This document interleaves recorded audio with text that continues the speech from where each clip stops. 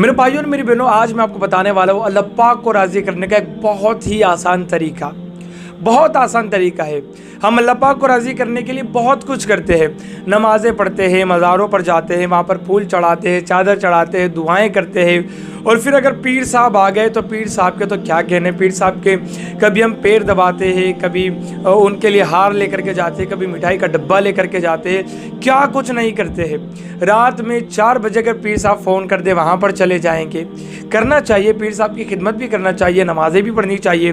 نماز تو اہم عبادت ہے، فرض ہے، اہم فرض ہے، اس کے بغیر کچھ نہیں ہے۔ لیکن جتنی رسپیکٹ ہم پیر صاحب کو دیتے ہیں، دینی چاہیے رسپیکٹ، لیکن جتنی رسپیکٹ ہم پیر صاحب کو دیتے ہیں، کیا پیر صاحب کو خوش کرنے سے اللہ پاک راضی ہوں گا؟ صرف پیر صاحب کو خوش کرنے سے کیا اللہ پاک راضی ہوں گا؟ مجھے تو ایسی کوئی حدیث پاک نہیں ملتی کہ پیر صاحب کو اگر ہم راضی کر دیں گے تو اللہ پاک راضی ہو جائے گا۔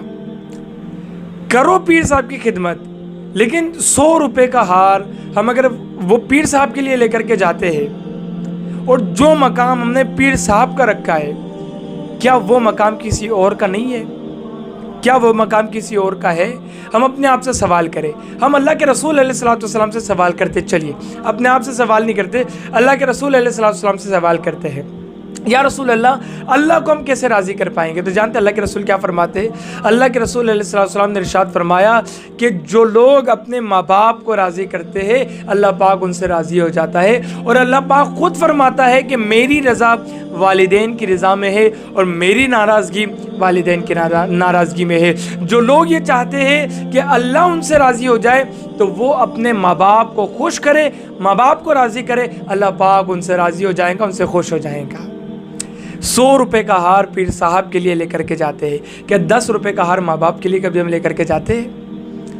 1000 روپے کا مٹھائی کا ڈبہ پیر صاحب کے لیے لے کر کے جاتے ہیں، کیا 100 روپے کا مٹھائی کا ڈبہ کبھی ہم اپنے والدین کے لیے لے کر کے جاتے ہیں؟ میرے بھائیوں، والدین کا خیال رکھیں۔